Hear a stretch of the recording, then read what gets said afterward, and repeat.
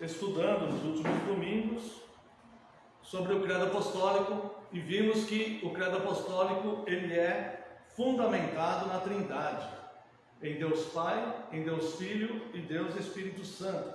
E nós estamos justamente nesse momento da cristologia da confissão do credo apostólico, da confissão dos apóstolos. Então, irmãos, hoje chegamos no dia do Senhor 17. Nós já vimos por que Jesus é chamado de Jesus, por que é chamado de Cristo. Nós já vimos por que da missão de Cristo nos alcançando. E agora estamos estudando, desde o domingo passado, sua morte e ressurreição. E hoje, o dia do Senhor 17, é apenas uma pergunta.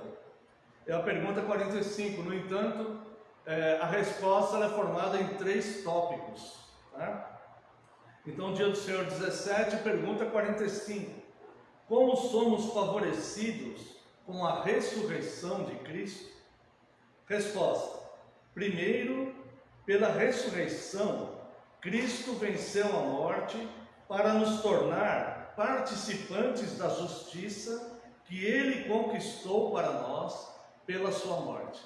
Bem, isso aqui implica na questão doutrinária que o homem não tem justiça própria. O homem, ele é salvo pela misericórdia de Deus. Quando Adão, o nosso representante federal, Adão era o representante federal da humanidade. E Deus fez uma aliança com a humanidade através do seu representante federal, que responde por toda a humanidade, né? Nós já vimos isso, que é ser federal, tá? Então, Deus fez essa aliança com Adão, representante federal da humanidade. Você pode comer de tudo que há no jardim. Você pode usufruir de tudo que tem aqui, tá? No entanto, da árvore do conhecimento do bem e do mal, você não coma dela. Porque no dia que você comer dela, certamente morrereis. Então, havia aqui uma aliança que consistia em um único item da lei. Uma vez que o homem ele não tinha pecado, e Deus ofereceu o paraíso para ele morar, Deus o criou, o formou para a sua própria glória, ou seja, a glória de Deus, para que ele habitasse no paraíso e glorificasse a Deus com a sua vida. A aliança era: você não coma do fruto do conhecimento do bem e do mal, a minha graça te basta, o bem te basta, não há necessidade de você conhecer o mal. E Deus, por sua vez, a sua parte na aliança era: o dia que dela comer, certamente morrereis. Não por punição, nem por vingança de Deus, nem por Deus ficar contrariado, mas é que o mal e o pecado precisam de correção, precisa haver justiça, não pode prevalecer o mal e o pecado. Então você é livre. No jardim, Adão e Eva eram constituídos de livre-arbítrio. Você é livre no jardim para comer do que você quiser, mas desta árvore não come, porque do dia que você comer dela, certamente morrereis. E o homem, representante federal da humanidade, desobedeceu a Deus e quebrou a sua parte da aliança. Nós sabemos de tudo isso. No entanto, Deus, que é fiel, não pode quebrar a sua parte. Então o homem vai morrer. O homem deve morrer porque o pecado não deve prevalecer. Caso o pecado prevalecesse, Deus seria injusto, e Deus não é injusto. Então Deus, ele é fiel, não pode negar-se a si mesmo, Deus não pode negar a sua palavra. Então Deus não voltará atrás na sua parte da aliança, mesmo que ele sinta misericórdia pelo homem. Deus será fiel na sua parte da aliança. Bem, Deus fez justiça, mas Deus também quis usar de misericórdia para com o homem.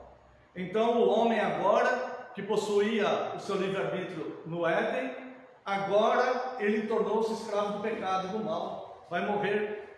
Ele era livre para comer da primeira árvore, ou seja, havia proibição de não comer da árvore do conhecimento do bem e do mal, mas era uma proibição contornável, porque o homem era livre para ir lá e pegar se quisesse. Não poderia, estava numa aliança, tinha liberdade para cumprir aquela aliança ou para quebrá-la. Era uma proibição contornável. No entanto, havia uma segunda árvore no Éden, que era a árvore da vida. Esta, o homem já não tinha mais liberdade para pegar dela. A proibição de comer dessa árvore agora não era mais contornável, ou seja, o pecado condicionou ao homem em escravo do mal, e o homem tornou-se escravo do pecado. Então o homem ele já não é mais livre para tomar todas as decisões que ele quisesse. Ele foi livre para comer da primeira árvore, mas já não era mais livre para comer da segunda árvore.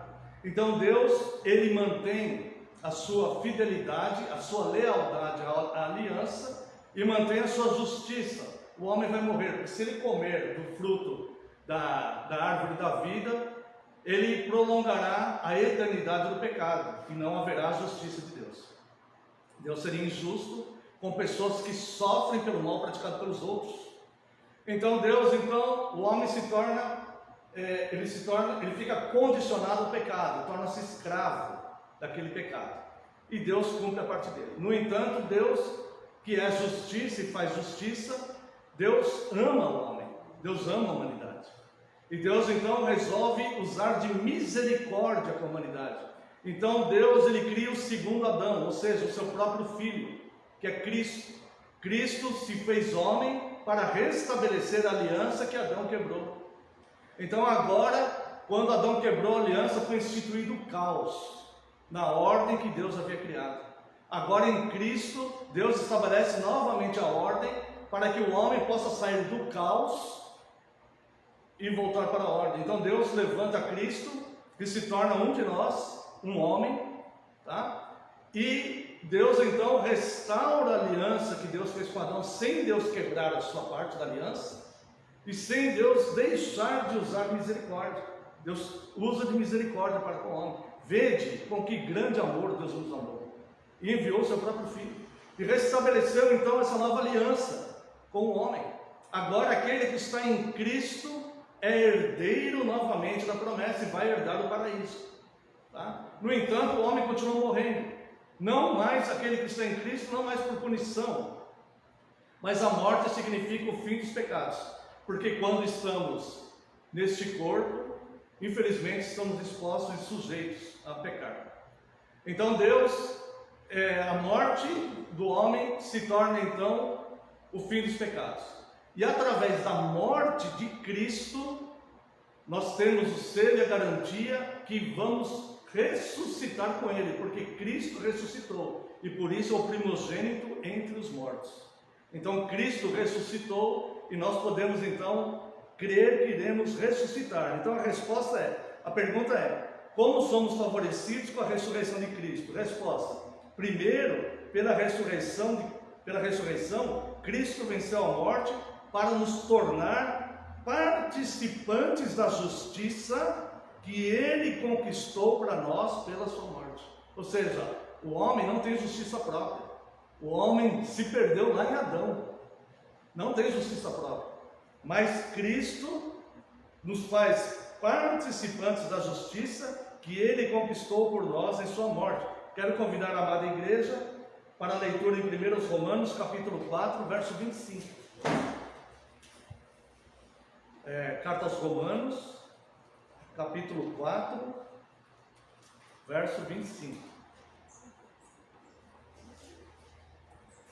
O qual foi entregue por causa das nossas transgressões e ressuscitou por causa da nossa justificação. Eis aqui em um versículo uma explicação sucinta do que Cristo fez. Então, irmãos, nós começamos a observar aqui, como temos observado ao longo desse estudo sobre a cristologia do credo apostólico, a importância da doutrina da união hipostática, ou seja, Deus é 100%, Jesus Cristo é 100% Deus e 100% homem. 100% homem porque a sua morte e ressurreição, mesmo sem ele ter pecado, a sua morte e ressurreição garante que nós vamos ressurgir também em Cristo, com o corpo glorificado e viver com Deus. E 100% Deus, porque nenhuma outra criatura suportaria a ira de Deus na cruz, a ira de Deus pelo pecado de toda a sua igreja. Foi pago ali naquela cruz do Calvário. Nenhuma outra criatura poderia suportar aquela ira de Deus. Então a união hipostática, Cristo ser 100% Deus e 100% homem, é inviolável e é o eixo do cristianismo. É o eixo da fé cristã, Quem nega essa doutrina, infelizmente, está negando o próprio Cristo, negando que Cristo veio em carne, como diz João. A segunda, primeiro, pela ressurreição. Cristo venceu a morte para nos tornar participantes da justiça que Ele conquistou para nós pela sua morte. Segundo, pelo seu poder, nós também somos ressuscitados para uma nova vida. Se Ele não fosse Deus, não haveria esse poder ressuscitador, né? Então, pelo seu poder, nós também somos ressuscitados para uma nova vida. Quero convidar os irmãos aqui mesmo, em Romanos, capítulo 6, os versos de 5 a 11. Porque se fomos unidos com Ele na semelhança da sua morte, certamente o seremos também na semelhança da sua ressurreição. Sabendo isto, que foi crucificado com Ele nosso velho homem, para que o corpo do pecado seja destruído, e não sirvamos o pecado como escravos. Porquanto quem morreu está justificado no pecado. Veja, a morte coloca o fim dos nossos pecados, e quem morreu em Cristo está justificado nos pecados, a justiça que Ele conquistou por nós.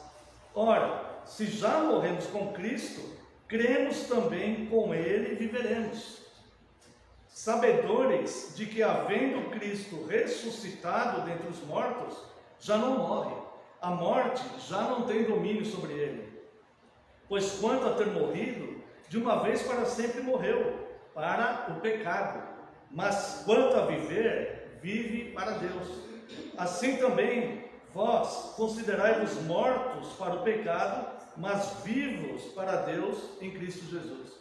Quero convidar os irmãos à leitura aqui, de Efésios, capítulo 2.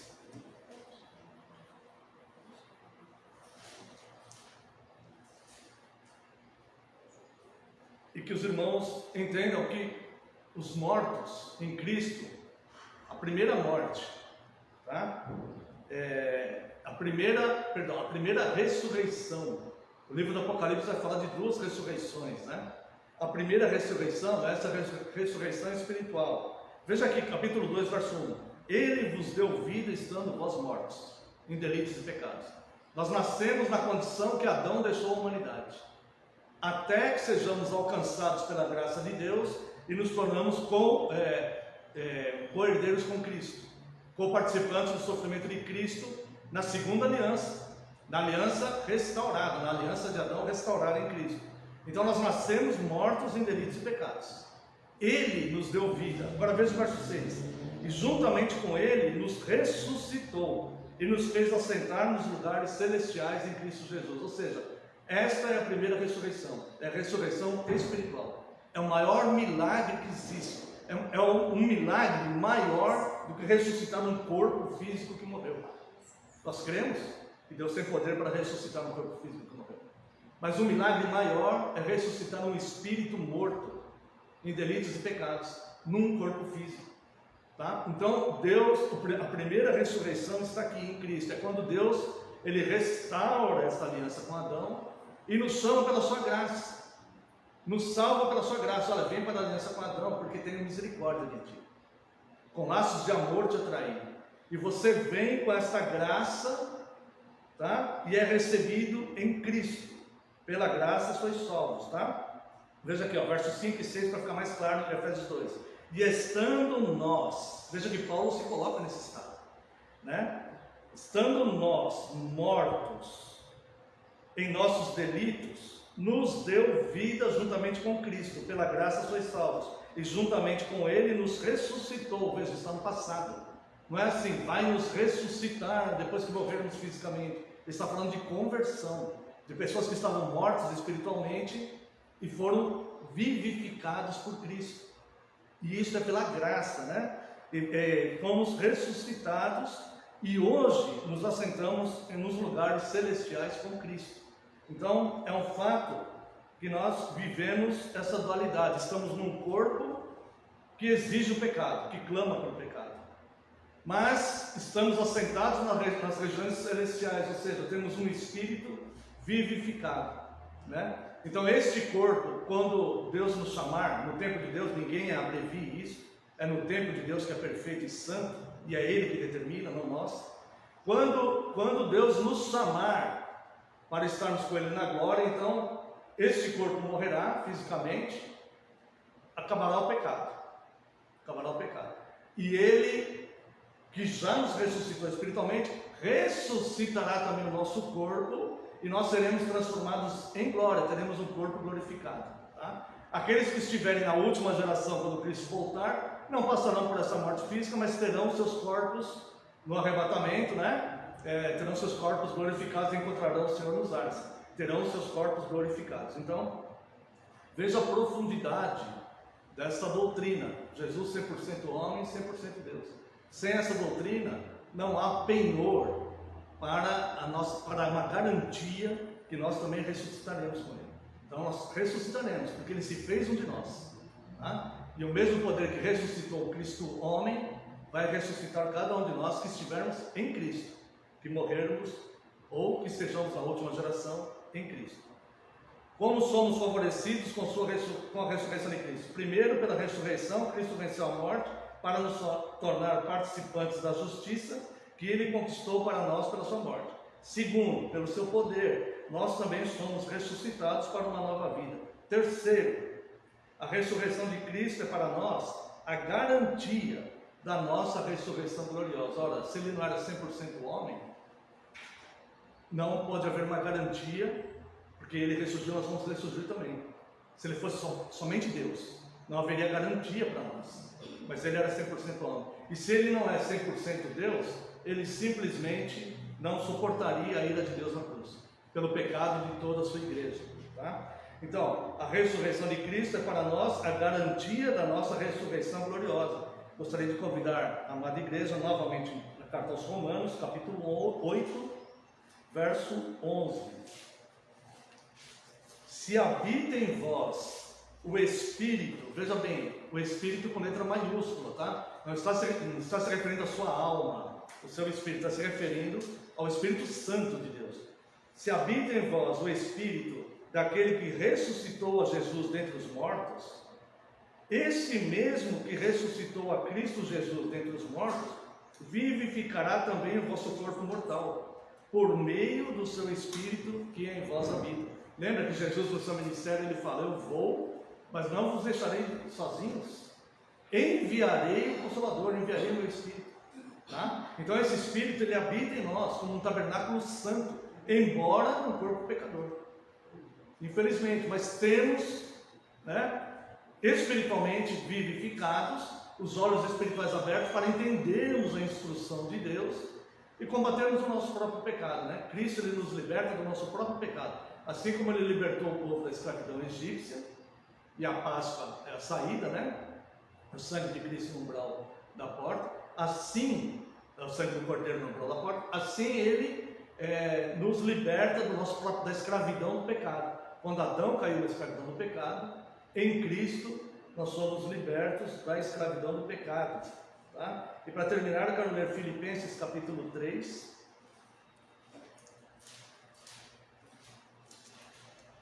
a partir do verso 20 até o capítulo 4, verso 1.